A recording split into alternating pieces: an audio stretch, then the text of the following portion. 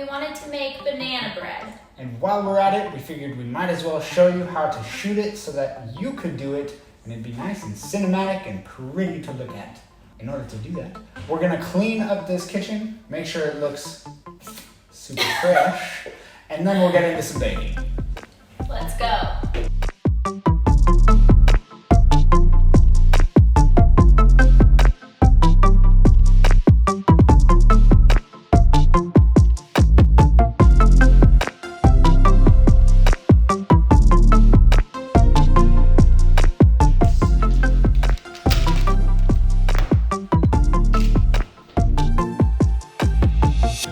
Notoriously go just a little bit too far right.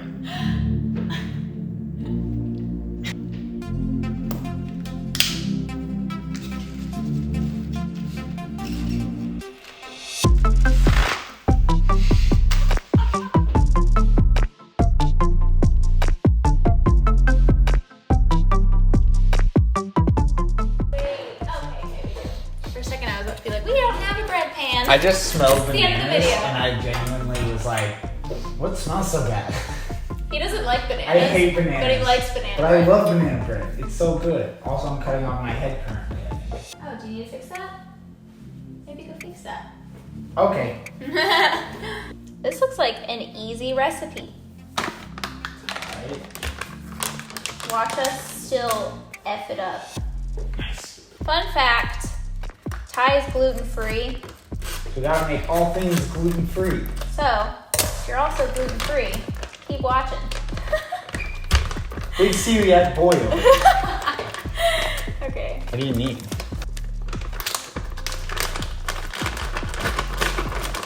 Okay, now we need, Danger. If you step on my shoes one more time, we're done. if you get this close to me one more time, we're done. We have to. We're on camera. Looks like our relationship ends today. That's Okay. the end. So we need 1 cup of sugar. Nice. Usually, Where's your sugar? I got it. So, Get out of my kitchen.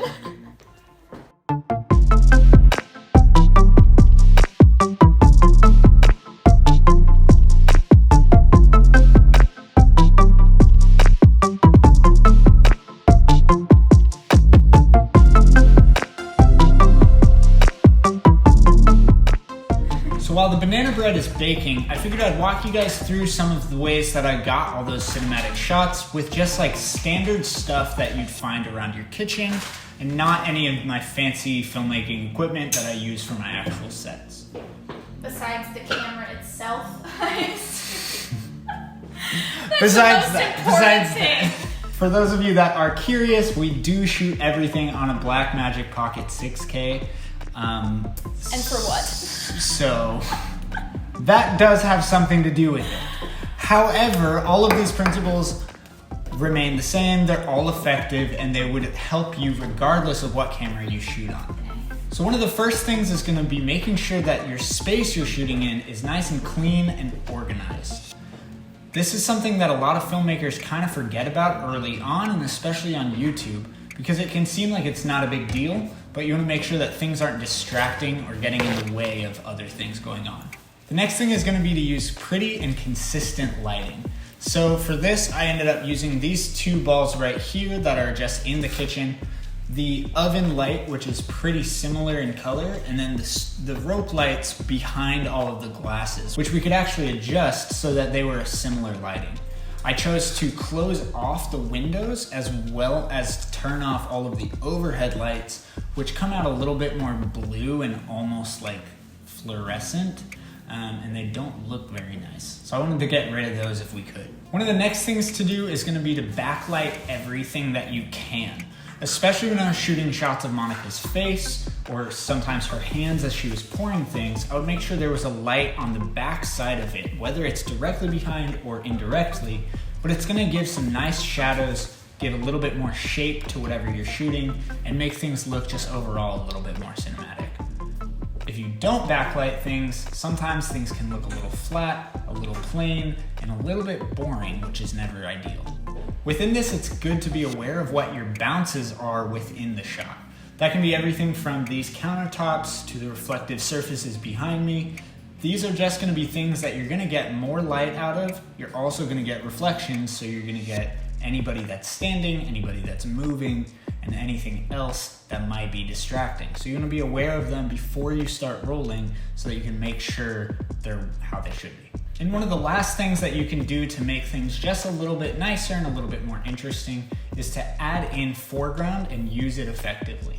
We did that a few times today by using the sink here, the paper towels, the soap dispensers, and then other things that we were using for the baking. It just makes things a little bit nicer and gives you a little bit more context to what's going on in the shot and makes things a little bit more separate between what's close to the camera, what's in the middle, and what's in the back that you can't see as well. Additionally, it helps the viewer focus on what's most important. Because you have stuff in the front and in the background that are going to be out of focus, you just know where to look and it makes it nice and easy, which nobody is really going to complain about. Since you're the filmmaker extraordinaire. I don't have anything to add. Yay. You're pretty though. Should we make out on camera?